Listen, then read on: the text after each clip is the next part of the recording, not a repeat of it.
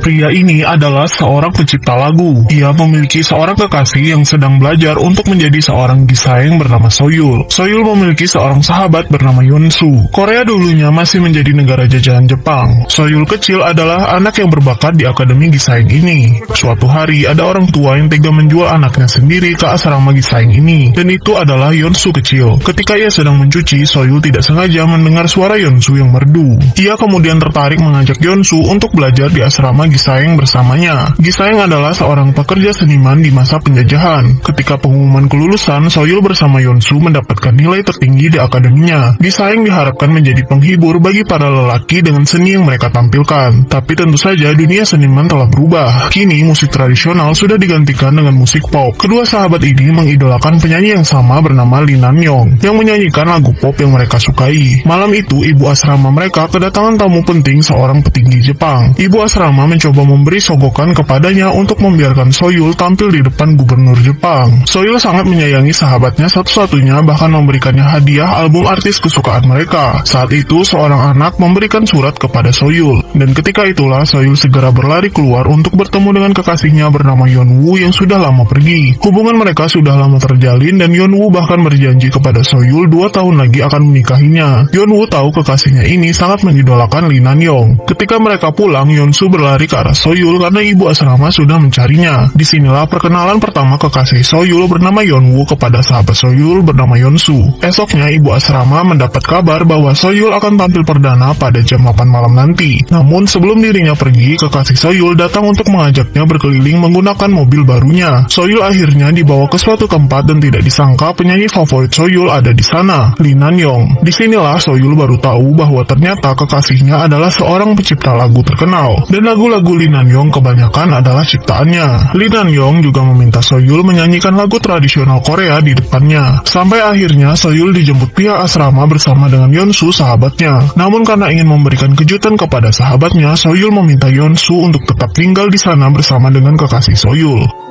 Wanita ini adalah seorang gisaeng, seniman wanita di zaman ketika Korea dijajah Jepang. Ia memiliki seorang sahabat bernama Yonsu. Wanita ini memiliki kekasih yang baru diketahuinya ternyata seorang pencipta lagu pop terkenal bernama Yeonwoo. Niat baik ingin memberikan kejutan kepada sahabatnya, Soyul menyuruh Yonsu untuk tinggal bersama pacarnya untuk menemui artis favorit mereka, Lee Nan-yong. Sedangkan Soyul sudah memiliki janji yang dibuat ibu asramanya sebelumnya bertemu dengan salah satu petinggi Jepang untuk menampilkan performa pertamanya. Tidak disangka orang yang harus dihibur Soyul adalah pejabat gubernur Jepang yang terkenal dingin namun memiliki selera seni yang tinggi. Setelah menampilkan performanya yang begitu baik, Soyul kemudian dibawa ke sebuah ruangan di mana ia harus mengganti bajunya dengan baju malam. Karena tahu maksud dan tujuannya, akhirnya Soyul menemui pejabat itu dan menolak secara halus. Soyul bahkan berkata ia hanya bisa menunjukkan pertunjukan seni, tidak lebih dari itu. Tentu saja Soyul yang marah kemudian menemui ibu asramanya. Esoknya Soyul kembali bertemu dengan kekasihnya. Di sana Yeonwoo bercerita bahwa musik tradisional tidak akan populer lagi di kalangan orang-orang. Justru orang Korea sekarang lebih membutuhkan sebuah lagu yang memiliki semangat juang. Maka dari itu Yeonwoo berniat menciptakan sebuah lagu berjudul Semangat Joseon. Ketika pulang, Yeonwoo memberikan tiket penyanyi Lee Nan-yong kepada Soyul. Di sana Soyul kemudian berkata bahwa ia sangat ingin menyanyikan lagu Semangat Joseon yang akan dibuat oleh pacarnya Yeonwoo. Saat menonton konser, ternyata Soyul juga membawa serta sahabatnya Yonsu untuk menyaksikan penyanyi favorit mereka. Setelah penampilannya, Lee Nan-yong mengumumkan ingin mengajak seorang wanita untuk bernyanyi di atas panggung. Yonsu sudah bersemangat karena yakin Soyul yang akan dipanggil. Tidak disangka ternyata Lee Nan-yong malah meminta Yonsu untuk naik ke atas panggung. Ketika Yonsu bernyanyi, Soyul tidak sengaja melihat tatapan pacarnya Yeonwoo yang begitu serius mendengar Yonsu bernyanyi. Bahkan ketika ia selesai bernyanyi, Yonsu begitu terpukau, begitu pula dengan hadirin lain yang mendengarkannya. Apakah posisi Soyul justru akan digantikan dengan sahabatnya sendiri?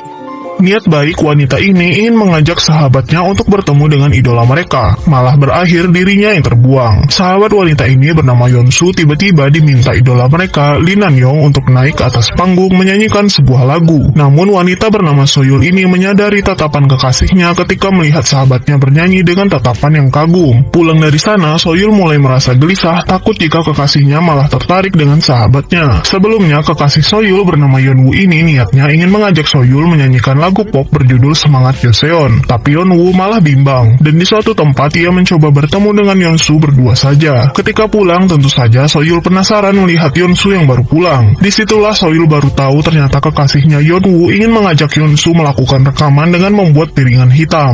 Dan Yeonwoo akan menciptakan lagu untuk dinyanyikan oleh Yeonsu. Yeonwoo bertemu dengan rekannya dan bercerita bahwa Yeonsu menolak tawarannya. Namun tidak disangka Yeonsu kembali dan bertemu dengan Yeonwoo, kekasih sahabatnya. Yeonwoo kemudian mengajak Yeonsu untuk bernyanyi di depan para pengunjung di kafe tersebut. Suaranya yang indah membuat semua pengunjung terpukau karenanya. Ketika Yeonsu akan pulang, sebenarnya ia masih menolak tawaran Yeonwoo. Namun ketika mendengar niat Yeonwoo yang ingin melakukan perubahan melalui sebuah lagu, pada akhirnya meluluhkan hati Yeonsu. Yeonsu pun pulang dan menemui Soyul. Ia berkata dirinya akan menjadi seorang penyanyi. Ia akan berhenti menjadi gisaeng dan menerima tawaran kekasih Soyul. Soyul yang marah kemudian berlari hujan-hujanan untuk menemui kekasihnya. Soyul begitu kecewa dengan Yeonwoo, padahal janji Yeonwoo adalah memberikan lagu itu kepada Soyul. Tapi pada akhirnya Soyul harus mengalah karena Yeonwoo lebih tertarik dengan suara Yeonsu. Esoknya Yeonsu pun berpamitan dengan ibu asrama mereka untuk mengundurkan diri. Ia juga terlihat merasa bersalah dengan sahabatnya Soyul yang harus meninggalkan janji mereka untuk menjadi seorang gisaeng. Kehidupan Yeonsu akhirnya berubah dan ia akan memulai rekaman bersama dengan kekasih Soyul. Sedangkan Soyul sendiri melakukan tugasnya menjadi seorang guru di asrama gisaeng ini. Di sisi lain, sahabat Yeonsu sedang bersenang-senang dengan kekasih sahabatnya sendiri. Entah apa yang dipikiran Soyul sehingga merelakan kekasihnya menjalin hubungan semakin dekat dengan sahabatnya yang dipercayainya.